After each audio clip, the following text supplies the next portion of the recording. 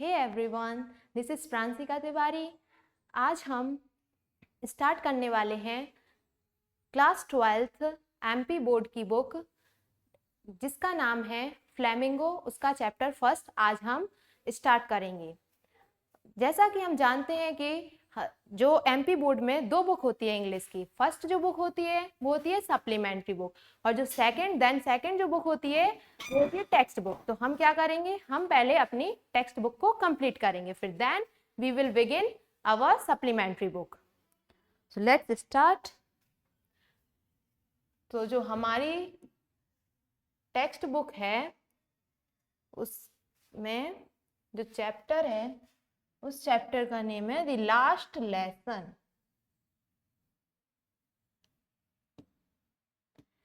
Chapter का name क्या है? The last lesson. The last lesson. तो अब आपको ये जरूर आपके दिमाग में आ रहा होगा कि यहाँ तो हम फर्स्ट चैप्टर पढ़ने जा रहे हैं और ये हमारा लेसन, और यहाँ हम क्या देख रहे हैं अपने ही फर्स्ट चैप्टर में? क्या क्या क्या क्या टाइटल है हमारे चैप्टर का? The last lesson. तो इससे क्या हुआ कि यहाँ तो हम फर्स्ट चैप्टर ही अपना शुरू करने जा रहे हैं, लेकिन इसका टाइटल क्या दिया गया है ऑथर ने?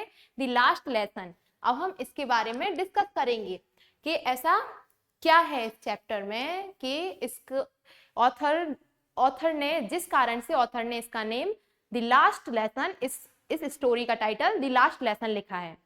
हाँ, तो पहले इस स्टोरी को शुरू करने से पहले हमें कुछ पॉइंट ऑथर के बारे में भी जान लेने चाहिए, क्योंकि अब हम 12th क्लास में आ चुके हैं। 12th क्लास में ऐसा नहीं होता है। पहले क्या था, 10th में और 11th में हम क्या करते थे, केवल ऑथर का नेम याद कर लेते थे, बस वो ही इनफ हो जाता था कि ये ऑथर, ये लेसन है वो क्या है, द लास्ट लेसन, और इसके ऑथर कौन है, अल्फोंस डॉडेट।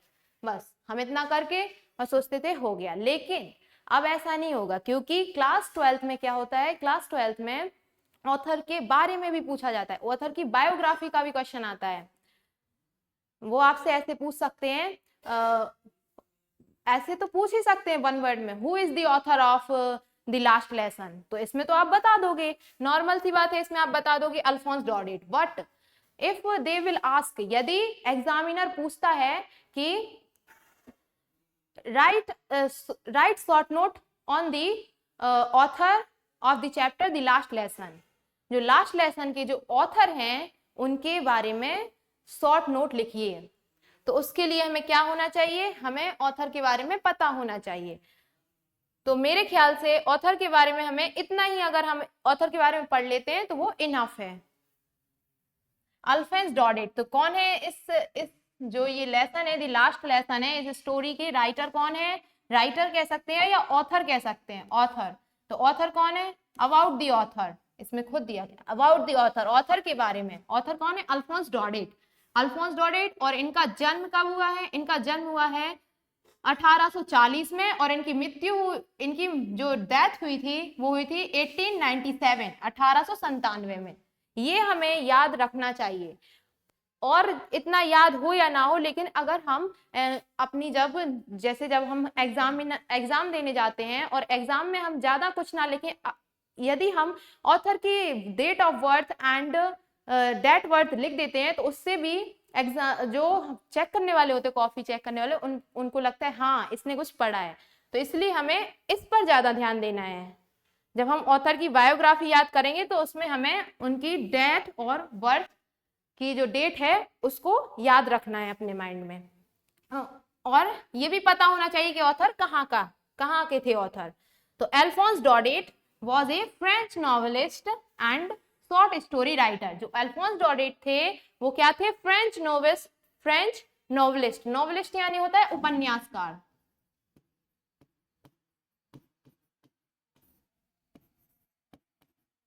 वो क्या थे? वो जो अल्फोंस डॉडेट थे जिन्होंने ये चैप्टर लिखा है द लास्ट लेसन, वो क्या थे? फ्रेंच के नॉवेलिस्ट थे, फ्रेंच के एक नॉवेलिस्ट थे, और short story writer. Short story writer मतलब होता है लघु, शॉर्ट मतलब हो गया लघु, स्टोरी यानी होता है कहानी, लघु कथा लेखक, राइटर मतलब लेखक। हाँ, तो जो अल्फोंस डॉडेट हैं उनका जन्म कब हुआ? अल्फोंस डॉडेट का जन्म हुआ 1840 में। इनकी मृत्यु कब हुई? इनकी जो डेथ है वो हुई 1897 में। और ये क्या थे? ये फ्रेंच के नॉवलिस्ट थे और एक लघु कथा लेखक थे। The last lesson is set in the days of Franco Prussian war. और जो लास्ट लेसन है वह कब सेट किया गया, उसको कब लिखा गया? कब लिखा गया? During the time of Franco Prussian war, जब फ्रांस और पर्सिया में जब युद्ध हो रहा था। वार मतलब होता है युद्ध। जब फ्रांस और पर्सिया में युद्ध हो रहा था तो उस दौरान जो हमारे कवि हैं अल्फोंस डॉडेट, उन्होंने इस स्टोरी को लिखा था। हाँ, और अब यहाँ पर एक और अच्छी बात है जो कि हमारे जीके में भी पूछी जा सकती है कि फ्रांसिस्को और पर्सियन वार कब हुआ था। तो ये भी याद रख लो, ये भी याद रख लो आप, ये भी आप लिखते हो तो सही है। तो कब हुआ था? 1870 से 1871 तक क्या हुआ था? युद्ध चला। ये युद्ध की ये किसकी ड्यूरेशन बताई जा रही है यहाँ पर? ये जो टाइम पीरियड बताया जा रहा है वो है जो ये वार हुआ फ्रांसिस्को और पर्सियन में, उसका टाइम पीरियड बताया गया है। ये किसका टाइम पीरियड बताया गया है? युद्ध का। वार मतलब होता है युद्ध। 1870 और 1871 तक जो युद्ध चला, जो फ्रांसिस्को और पर्सिया में जो युद्ध चला, तो उन्हीं दिनों तभी राइटर ने क्या किया? जो युद्ध the last lesson is set, last lesson रखा गया इन द डेज। किन दिनों में रखा गया? किन दिनों में लास्ट लेसन का जो ऑथर ने उसको सेट किया? तो किन दिनों में किया? तो जब युद्ध चल रहा था। ये जैसे वन वर्ड में भी आ सकता है कि जो लास्ट लेसन है उसकी सेटिंग कब हुई थी, मतलब लास्ट लेसन की सेटिंग थी जो वो कब रखी गई थी। तो आप क्या लिख दोगे वन वर्ड में? फ्रांसिस्को पर्सियन वार। फ्रांस और जब पर्सिया में जो युद्ध चल रहा था उस दौरान लास्ट लेसन की सेटिंग रखी गई थी। और ये टाइम भी याद रख लेना, ये है 1870 और 1871 में ये युद्ध हुआ था। इन दो सन के बीच में ये युद्ध हुआ था। In which France was defeated by Prussia. और जिसमें क्या हुआ था? जो फ्रांस था, फ्रांस जो कंट्री थी, दो कंट्रियों के बीच में यहाँ पर युद्ध हुआ था। कौन थी? फ्रांस और पर्सियन। तो जिसमें क्या हुआ? जो फ्रेंच थी वो क्या हो गई? पराजित हो गए। France was defeated by Persian. Persia के द्वारा फ्रांस को क्या मिली? पराजय। डिफीटेड यानी होता है पराजय होना, हाँ, या हार जाना। जब दो देशों का युद्ध होता है तो उसमें जब एक देश हार जाता है दूसरे देश से तो हम क्या बोलते हैं? This country has defeated by other country. यह कंट्री, इस कंट्री को इस दूसरी कंट्री द्वारा पराजित किया गया। तो वहां पे डिफीटेड यानी होता है पराजय।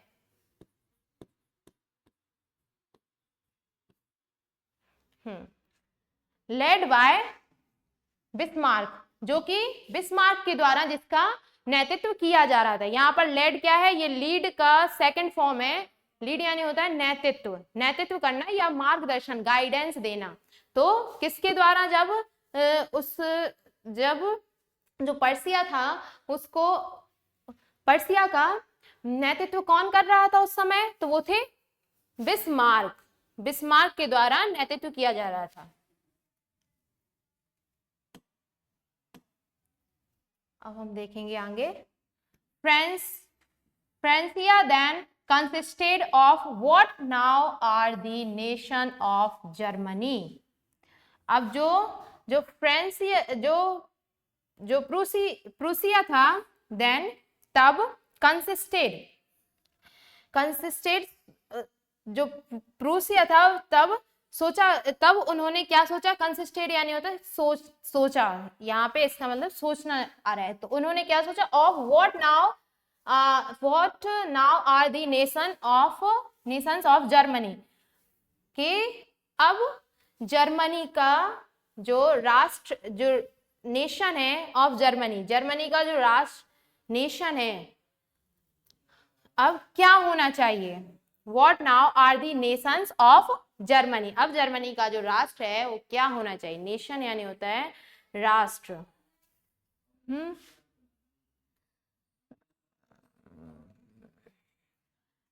Poland and parts of Austria, और जो ऑस्ट्रिया के जो पार्ट थे, पोलैंड, जर्मनी, हाँ, तो अब कंसिस्टेड शामिल किए जाते हैं नेशन ऑफ जर्मनी। जर्मनी में उनको शामिल कर दिया जाता है, कंसिस्ट शामिल करना, उनको शामिल कर दिया गया था। In this story the French district of, अब यहाँ ये चीज देखने के लिए है, इन दिस स्टोरी, इस कहानी में, दी फ्रेंच, जो फ्रेंच की जो डिस्ट्रिक्ट थी, डिस्ट्रिक्ट यानी होता है जिले, of Alsace and Lorraine, Alsace और जो लॉरेन थी, जो दो डिस्ट्रिक्ट थी किसकी, फ्रेंच की, जो कि हार चुका है, किससे, पर्सिया से जो हार चुका है, उसकी जो दो डिस्ट्रिक्ट थी, कौन सी, एल्सेस एंड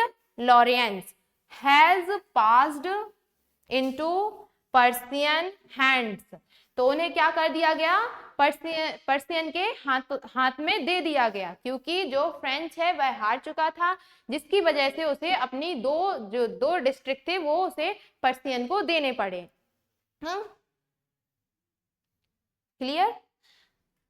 तो यहाँ पर हमें क्या याद रखना है, ये क्वेश्चन अक्सर पूछा जाता है, वन वर्ड में आता है, मेरे भी पेपर में आया था कि कौन सी वो दो डिस्ट्रिक्ट थी जिसे फ्रेंच को देना पड़ा, पर्सियन को देना, फ्रेंच की वो कौन दो डिस्ट्रिक्ट थी, which was the district who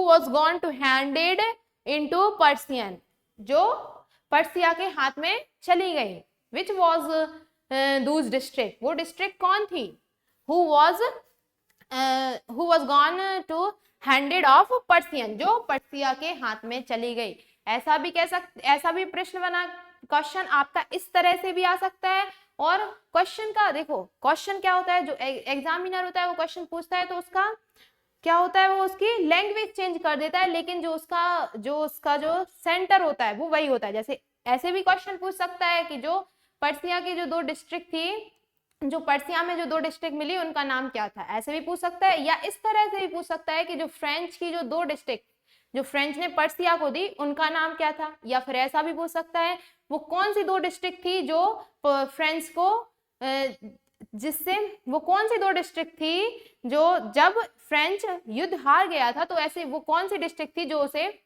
किसको देनी पड़ी, पर्सियन को देनी पड़ी, पर्सियन को देनी पड़ी। तो इसमें तो क्वेश्चन आपसे कैसे भी पूछे, लेकिन आपको उसका आंसर होना चाहिए, क्योंकि क्वेश्चन घुमा फिरा के आ सकते।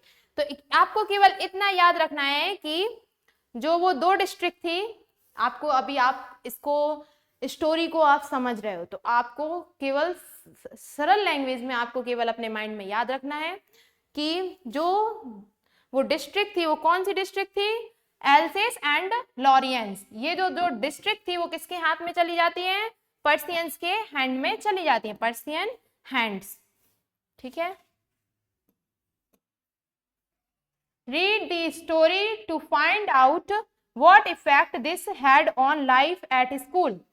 इस कहानी को पढ़ो और ढूंढो, इस कहानी को पढ़ो और इसमें ये फाइंड आउट यानी होता है निकालना, किसी भी चीज का खोज करना, और इसमें देखो कि इससे क्या प्रभाव पड़ता है स्कूल की लाइफ पर। हाँ, यानी कि इससे जब ये युद्ध हुआ और ये दो डिस्ट्रिक्ट थी जो वो पर्सियंस के हैंड में चली गई, तो इससे क्या प्रभाव पड़ता है स्कूल लाइफ पर।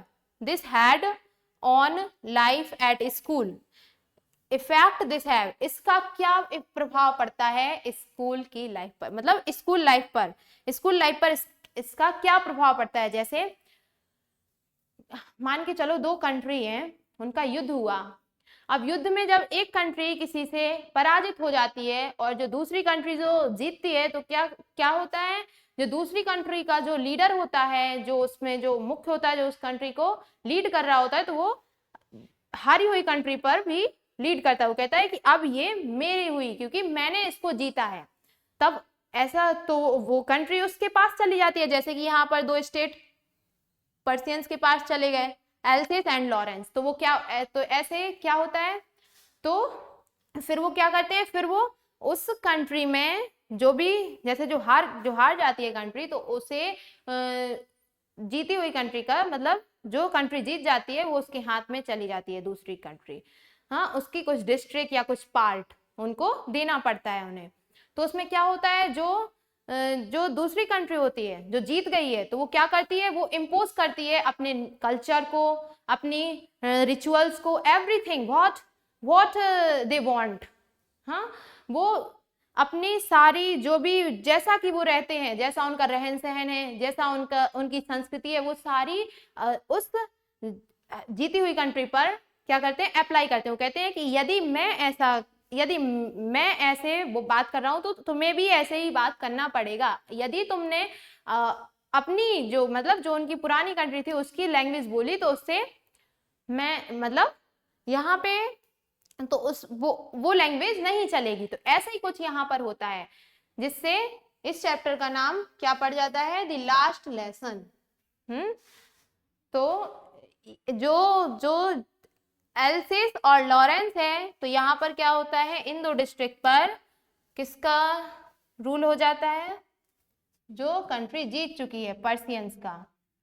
तो पर्सियंस अब क्या करती है, अब यही देखना है कि क्या चेंज आता है जब पर्सिया के हाथ में ये 2 कंट्री चली जाती, 2 डिस्ट्रिक्ट जब पर्सिया के हाथ में चले जाते हैं, तो उसमें उन 2 डिस्ट्रिक्ट में क्या बदलाव आता है, और खासकर जो स्कूल लाइफ है उस पर क्या बदलाव आता है, उसमें क्या चेंजेस हमें देखने को मिलते हैं। इसीलिए इस कविता का यह हमें थोड़ा सा ओवरव्यू मिल गया है, इससे हमें थोड़ी एक लिंक मिल चुकी है कि वास्तव में इस क्या है इस स्टोरी में। और इसीलिए इस स्टोरी का नाम द लास्ट लेसन पड़ा, क्योंकि अब जो भी चीज होगी वहां पर वो आखिरी टाइम के लिए होगी, क्योंकि फिर तो वो ऐसा कर नहीं सकते ना, वो अपने कल्चर को अपना सकते, क्योंकि जो कंट्री जीती हुई है, जो कंट्री जिस कंट्री के हाथ में, पर्सियंस के हाथ में जो 2 डिस्ट्रिक्ट चली जाती हैं, तो अब वो तो अपना कल्चर इम्पोज करेंगे।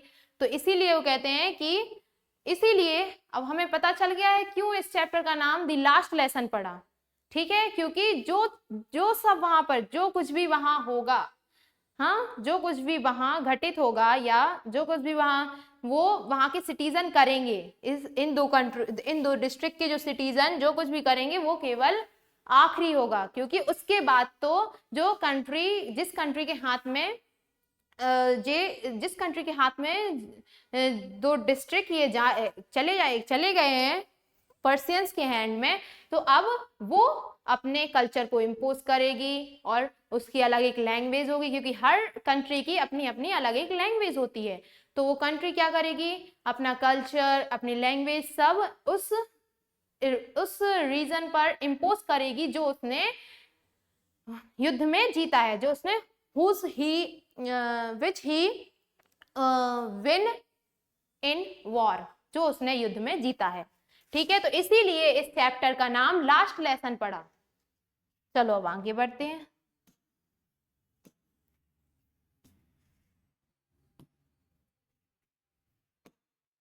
तो यहाँ पर ये हमें बताया गया है, note these expressions in the text. Note यानी नोटिस मतलब होता है ध्यान दें, उन एक्सप्रेशंस यानी होता है अभिव्यक्ति। नोट दीज एक्सप्रेशन, उन अभिव्यक्तियों पर ध्यान दें, एक्सप्रेशंस अभिव्यक्ति।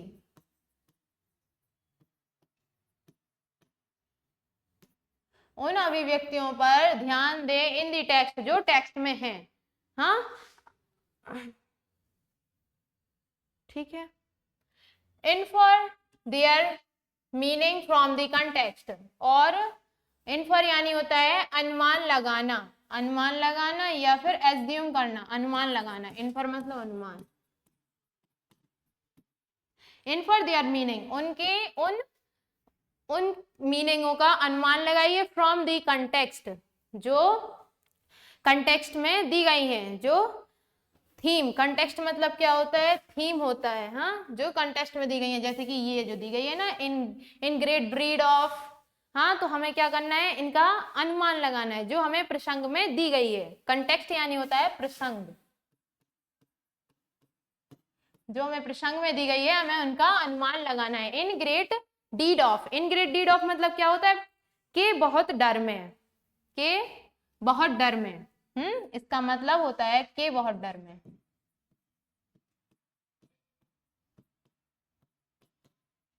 के बहुत डर में, जे ऐसा क्यों इन्होंने हमें अनुमान लगाने के लिए कहा, क्योंकि ये जो ये वर्ड हैं, जो ये फ्रेजल, फ्रेजल भी कह सकते हैं, जो हमें यहाँ पर ये 6 फ्रेजल, जो हमें यहाँ पर ये 6 स्मॉल सेंटेंसेस या क्लॉजेस जो दिए गए हैं, इनका यूज हमें अपनी स्टोरी में देखने को मिलेगा।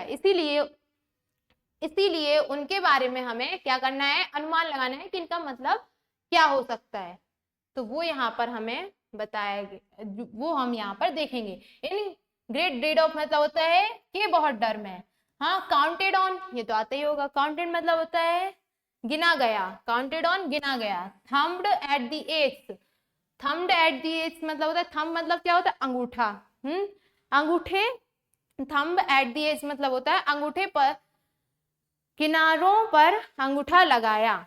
एज मतलब क्या होता है, किनारा, और एस लग गया है तो किनारों, हाँ, किनारों पर अंगूठा लगाना, ठीक है, थम्ब्ड एट द एज, ठीक है, के बहुत डर में, इसका मतलब होता है इन ग्रेट डीड ऑफ, के बहुत डर में, ठीक है। अब यहाँ पर इसका मतलब क्या होता है, इन यूनिशन, इन यूनिशन मतलब होता है, इन यूनिशन का मतलब होता है एक स्वर में,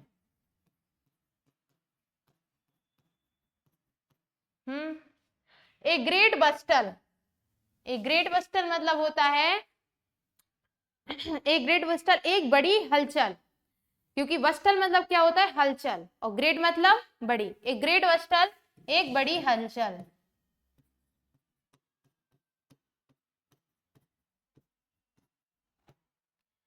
reproach our self with, reproach our self with मतलब होता है अपने आप को धिक्कारना, यहाँ पर इसका मतलब क्या है, रिप्रोच मतलब धिक्कार, अवर सेल्फ यानी अपने आप को, विथ, हाँ, अपने आप को धिक्कारना, reproach our self, reproach our self मतलब होता है अपने आप को धिक्कारना। तो मुझे लगता है कि आपको ये समझ में आ गया। चलो, और अब हमारी जो स्टोरी है वो यहाँ से शुरू होती है। अभी तो हमने क्या देखा, अभी तो हमने ये जो मीनिंग जो यहाँ पर इसमें दिए गए थे उनके बारे में देखा, उनके बारे में जाना कि इनका मतलब क्या है, हमारी लैंग्वेज में, हमारी नेटिव लैंग्वेज में इनको क्या कहते हैं, अभी तो हमने ये देखा। अब हम क्या करेंगे, स्टोरी को रीड करेंगे, क्या है इस स्टोरी में। तो लाइन बाय लाइन मैं आपको इसका एक्सप्लेनेशन दूंगी। आई started for school very late that morning, उस सुबह, अब यहाँ पर किसकी बात हो रही है, यहाँ आप स्टोरी में देखोगे एक जो बॉय होता है, जो छोटा सा बच्चा होता है, वो क्या होता है, अपने स्कूल के लिए तैयार हो रहा था। कभी कभार हमारे साथ भी ऐसा हुआ होगा जब हम छोटे होंगे कि हम अपने स्कूल के लिए तैयार होते हैं लेकिन हम लेट हो जाते हैं, तो ऐसे ही उसके साथ होता है, वो तैयार होता है और क्या होता है, साथ में लेट भी हो जाता है, जो टाइमिंग होता है उसके स्कूल का उससे वह थोड़ी लेट हो जाता है। तो क्या है, आई स्टार्टेड, मैं तैयार हुआ, फॉर स्कूल, स्कूल के लिए, वेरी लेट, बहुत देर से, दैट मॉर्निंग, उस सुबह मैं अपने स्कूल के लिए बहुत देर से तैयार हुआ, and was in great dread of scolding, अभी हमने पढ़ा था ना ऊपर, कहाँ है, हाँ, अभी हमने जो यहाँ पर इनका मीनिंग देखा था, इन ग्रेट डीड ऑफ, तो यही देखो यहाँ पर आ गया, इन ग्रेट डीड ऑफ, तो इसका मतलब क्या था, इन ग्रेट डीड ऑफ मतलब कि बहुत डर में।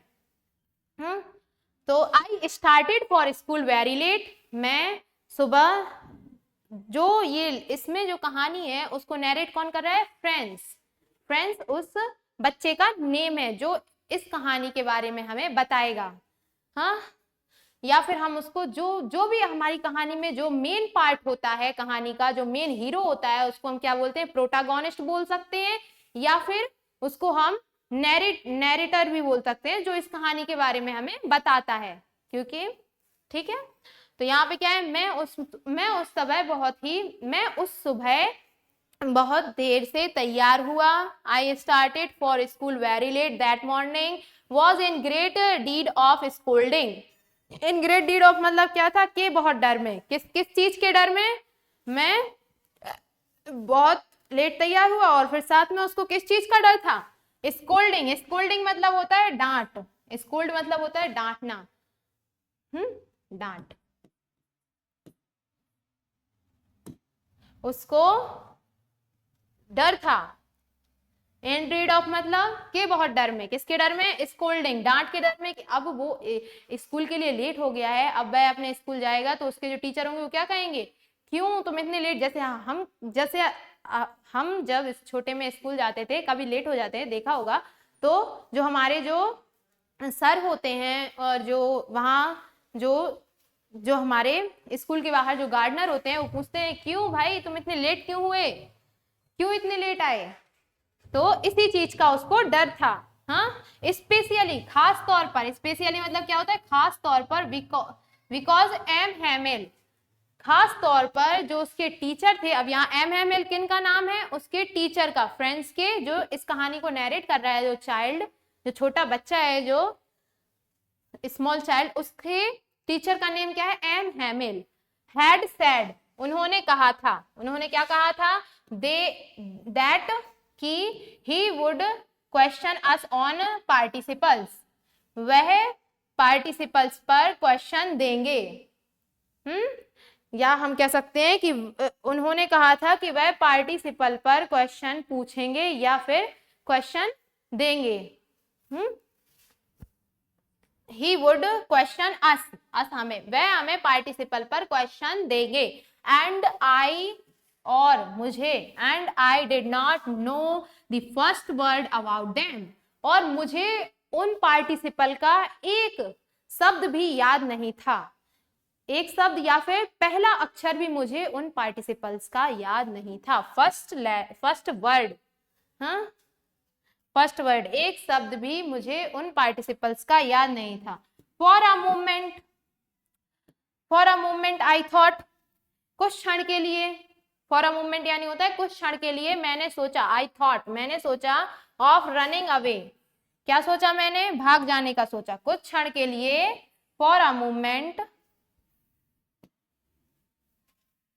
कहाँ है, for a moment I thought of running away and spending the day out of doors, कुछ क्षण के लिए मैंने सोचा कि मैं क्या कर जाऊं, रनिंग अवे, भाग जाऊं, दूर भाग जाऊं, एंड स्पेंडिंग द डे, और अपना दिन बिताऊं, डोर यहाँ पर दरवाजा या फिर घर के लिए यहाँ पे इंडिकेट करता है, मैं अपना सारा दिन घर के बाहर ही बिताऊं, डोर के बाहर।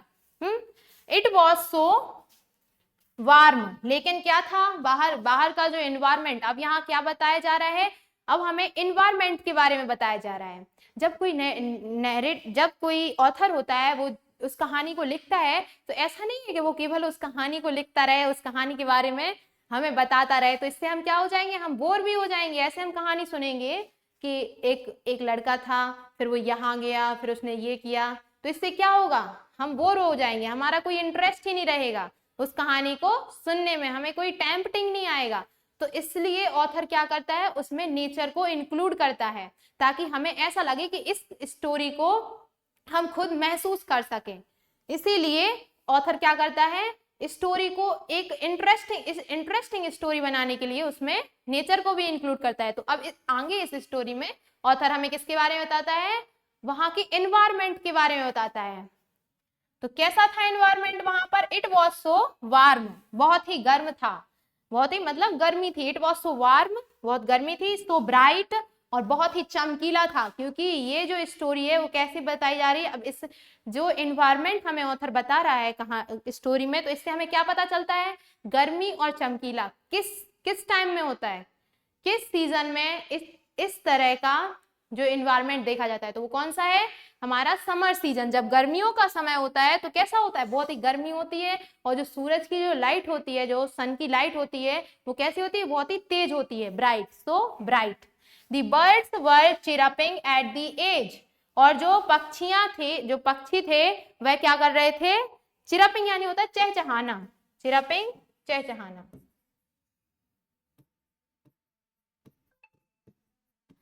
वो क्या कर रहे थे, चहचहा रहे थे, at the edge of the woods. वो यहाँ पर वुड्स मतलब क्या है, वुड मतलब क्या होता है, लकड़ी, और यहाँ एस लगा हुआ है तो इसका मतलब क्या है, जंगल, जंगल। लेकिन वैसा जंगल नहीं है जैसे अपन कहीं गुजरते हैं, जैसे मान के चलो हमारा घर अपने, जैसे हमारा घर जब, जैसे कभी आपके साथ भी हुआ होगा, जैसे आपका स्कूल, आपकी, हर किसी के साथ तो ऐसा होता नहीं है कि उसका स्कूल बिल्कुल उसके पास ही हो, जस्ट फ्रंट में ही, उसके घर के फ्रंट में उसका स्कूल, ऐसा तो होता नहीं है। तो क्या होता है, हमारा स्कूल थोड़ी हमारे घर से फार होता है। तो इसमें ऐसे ही जो नैरेटर है उसका जो स्कूल है वह उसके घर से थोड़ी दूर है, तो उसको अपने स्कूल जाने के लिए क्या करना पड़ता है, बुट्स से गुजरना पड़ता है, पासिंग फ्रॉम दी बुट्स, मतलब जंगलों से, जंगल वैसे जंगल नहीं होगा, मतलब जो थोड़ी बहुत जो पेड़ होते हैं ना, जैसे हमने कहीं देखे हैं, जैसे आउटसाइड जब अपन जब जाते हैं तो वहां पे क्या देखा जाता है, पेड़ों को देखे, पेड़ होते हैं, चारों तरफ पेड़ होते हैं, ऐसे ही उसने कहा कि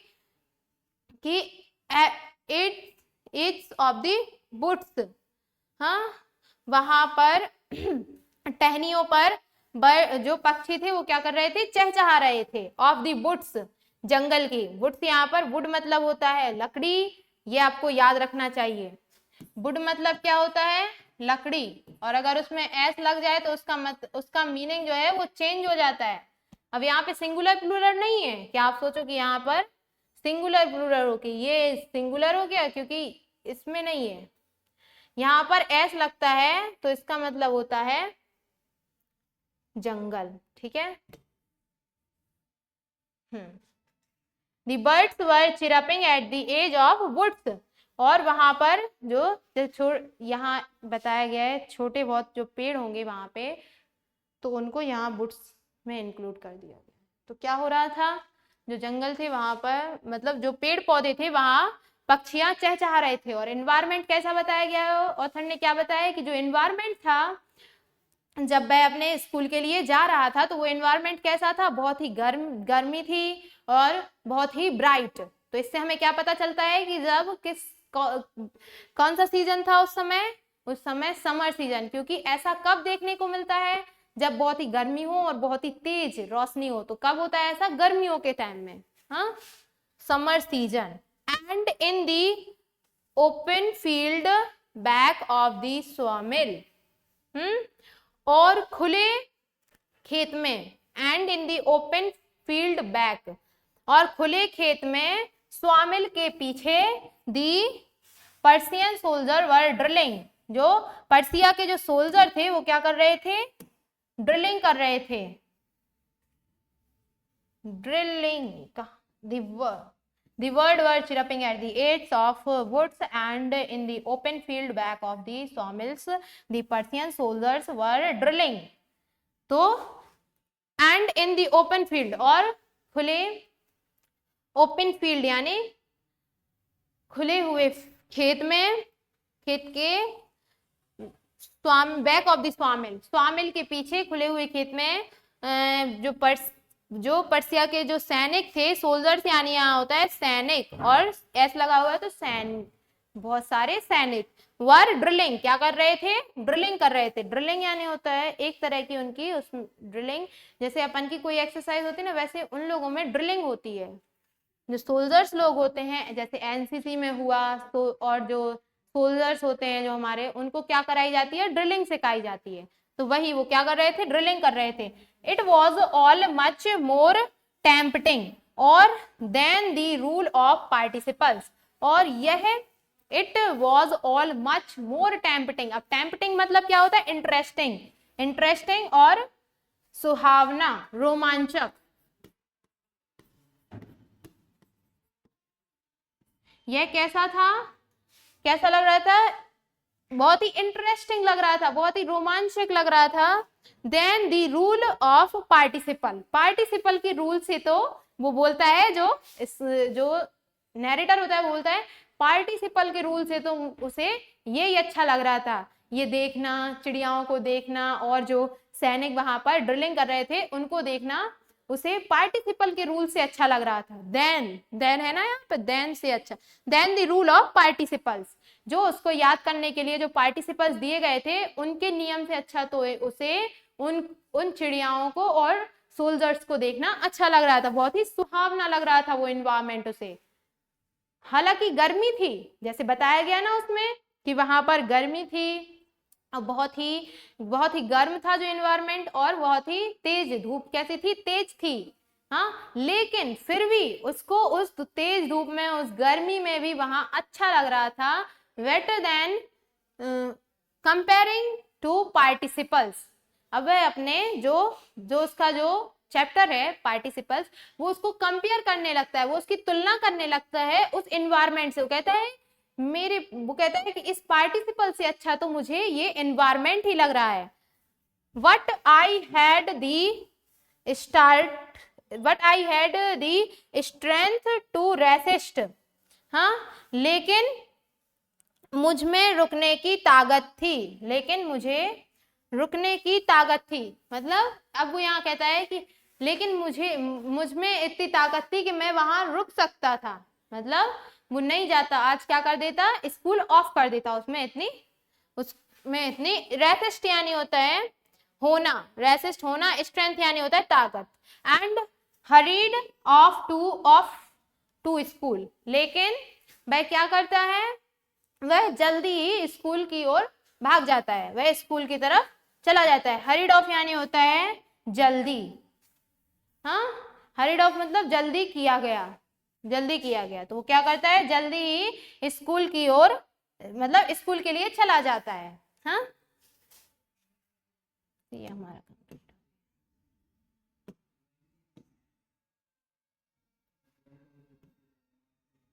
हम आगे देखेंगे। When I passed the town hall, जब मैं टाउन हॉल से गुजरता हूँ, टाउन हॉल किसको बोलते हैं, टाउन हॉल मतलब होता है जैसे जो प्रेयर हॉल होता है हमारा, जब हम अपने स्कूल में जाते हैं तो आगे जो सबसे पहले जो हमें हॉल देखने को मिलता है उसको यहाँ पर टाउन हॉल बताया गया है। जब वो अपने टाउन हॉल से गुजरता है, there was a crowd in front of the bulletin board, तो वहां पर क्या होती है, भीड़ होती है, बुलेटिन बोर्ड के सामने क्या होती है, जब वह अपने टाउन हॉल से गुजरता है तो वहां पर बुलेटिन बोर्ड के सामने क्या होती है, भीड़ होती है। For the last 2 years all our bad news had come from there, हाँ, और फिर वो कहता है, फिर वो अब यहाँ पर नैरेटर स्टोरी को बता रहा है, तो वो कहता है कि जो आखिरी 2 सालों से जितनी भी बुरी खबर है, जितनी भी हमारे यहाँ बुरी खबर आई है, वो आखिरी 2 सालों में जितनी भी हमारी बुरी खबर आई है वो इसी बुलेटिन बोर्ड से आई है, ऐसा वो हमें बताता है। ठीक है, दी लॉस्ट बैटल, अब वो बताता है, देखो जितनी भी सारी बुरी खबर है वो इसी बुलेटिन बोर्ड से आई है। कौन कौन सी, दी लॉस्ट बैटल, हाँ, बैटल से यानी होता है युद्ध, युद्धों में हार जाना, हाँ, the draft, the orders of commanding officer, और कमांडिंग ऑफिसर का जो ऑर्डर आता था वो भी इसी बुलेटिन बोर्ड से आया करता था। हाँ, बुलेटिन आखिरी 2 सालों में जितनी भी बुरी खबर आई है वो इसी बुलेटिन बोर्ड से आई है। फिर उसने बताया कौन वो बुरी खबर है दो, तो वो है दी लॉस्ट बैटल, हाँ, युद्ध में हार जाना, युद्धों में हार जाना, हाँ, क्योंकि हमें पता है ऐसा तो होता नहीं है, कंट्री का युद्ध चलता रहता है, क्योंकि एक कंट्री दूसरी कंट्री से चलती रहती है, तो कभी कभार ऐसे युद्ध हो जाते हैं, तो जितने भी युद्ध हुए उसमें जितनी भी पराजय हुई उनकी, तो वो सारी बुरी खबरें इस बुलेटिन बोर्ड से आई है, और जो कमांडिंग ऑफिसर जो ऑर्डर देते थे वो भी इसी बुलेटिन बोर्ड से आता था। And I thought to myself, और फिर मैं खुद से सोचता हूँ, जैसे कभी ऐसा होता है ना, जैसे कुछ भीड़ लगी हो कहीं पे भी ज्यादा, और वहां हम जाते नहीं है, पहले हम खड़े होके देखते हैं क्या होगा वहां पे, क्या हो रहा होगा वहां, ऐसा होता है ना।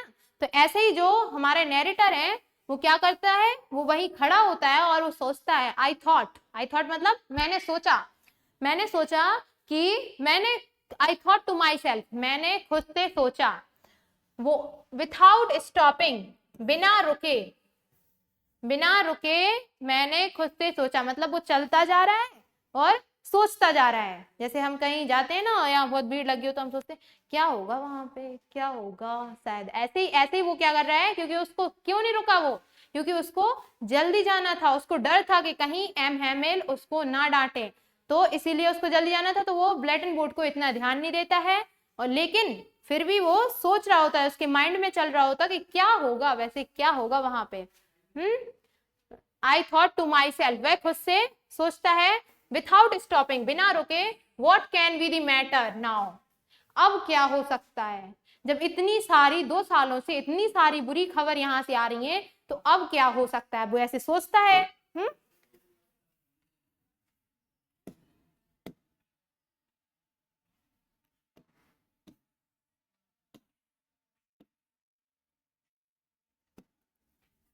Then as I hurried by as fast as I could, और तब मैं क्या करता हूँ, hurried यानी होता है तेजी, मैं क्या करता हूँ, मैं तेजी से, as fast as जितना हो सकता था, हाँ जितनी जल्दी मैं जल्दी पहुंच सकता था, आई कुड गो, जितने जल्दी, आई कुड गो मतलब जा सकता था मैं, मैं कुड गो, कुड कैन की सेकंड फॉर्म में, जितनी जल्दी हो सके, जितनी जल्दी मैं जा सकता था, मैं उतनी जल्दी क्या हुआ, as fast as I hurried, मैं जल्दी गया। The blacksmith Watcher, blacksmith और वॉचर, ब्लैक स्मिथ और वॉचर, यहाँ पे कहा गया है ब्लैक स्मिथ और वॉचर, ब्लैक स्मिथ यानी होता है लोहार, हाँ, और वॉचर, वॉचर यहाँ पे उनको कह सकते हैं जैसे जो मजदूर लोग होते हैं, वो खड़े होते हैं देखने के लिए, शायद वॉचर, हाँ, ब्लैक स्मिथ और वॉचर, द ब्लैक स्मिथ और the blacksmith Watcher, I could go, then as I hurried by as I could go, मैं उतने जितने जल्दी हो सकता था, मैं उतने जल्दी क्या हुआ, गया। और वहां पर दी ब्लैक स्मिथ एंड वॉचर, जो ब्लैक स्मिथ जो लोहार और जो वॉचर थे वो वहां पर थे, हाँ, हु वॉज देयर, हु मतलब हु वॉज देयर जो वहां पर थे, with his, who was there with his apprentice, अपने शिक्षा, जितनी उनके पास ज्ञान है वो अपने, अब वो यहाँ पर बता रहा है कि जैसे ब्लैक स्मिथ होते हैं, जैसे जो लोहार होते हैं ये सब, तो उनका वो अपने ज्ञान जितना भी उसको, उसके जो ज्ञान था उसके साथ वह वहां पे खड़ा हुआ था। रीडिंग द बुलेटिन बोर्ड, और क्या कर रहे थे वो, बुलेटिन बोर्ड को पढ़ रहे थे। कॉल्ड आफ्टर मी, फिर जो थे ना ब्लैक स्मिथ और वॉचर, उन्होंने मुझे बुलाया, किसको बुलाया, नैरेटर को। डोंट गो सो फास्ट, और क्या कहा, इतनी जल्दी मत जाओ, डोंट गो सो फास्ट बब, अब बब मतलब यहाँ पर क्या होता है, बब मतलब जो छोटे बच्चे होते हैं उनको हम प्रेम से बुलाते हैं ना, प्यार से, जब हम कहते हैं बेटू या ऐसे, तो यहाँ पर उसके लिए क्या यूज किया गया है, बब। You will get to your school in plenty of time, तुम अपने स्कूल सही समय पर पहुंच जाओगे, you will get your school in plenty of time. I thought he was making fun of me, और मैंने सोचा कि वो मेरा मजाक उड़ा रहे हैं। ऐसा उसको क्यों लगा, क्योंकि उसे खुद पता था कि वो लेट हो चुका है, ऑलरेडी वह लेट हो चुका है, लेकिन वो लोग क्या कह रहे हैं, नहीं तुम तो सही टाइम पे पहुंच जाओगे, तुम चिंता मत करो, तो उसको क्या लगता है कि ये मेरा मजाक उड़ा रहे हैं। And reached M Hamel little garden, और फिर वह पहुंचता है एम हैमिल के छोटे से बगीचे में, ऑल आउट ऑफ ब्रीथ, पूरी सांस के साथ। जब हम जल्दी कहीं जाते हैं तो हमें इतना ध्यान नहीं होता, हम जल्दी जल्दी जाने उस पर फोकस करते हैं कि हम जल्दी वहां पहुंच जाएं जहां हम जाना चाहते हैं। तो वो जब एम हैमिल के गार्डन में पहुंचता है तो वह वो अच्छी से सांस लेता है कि चलो अब वह पहुंच चुका है वहां पर।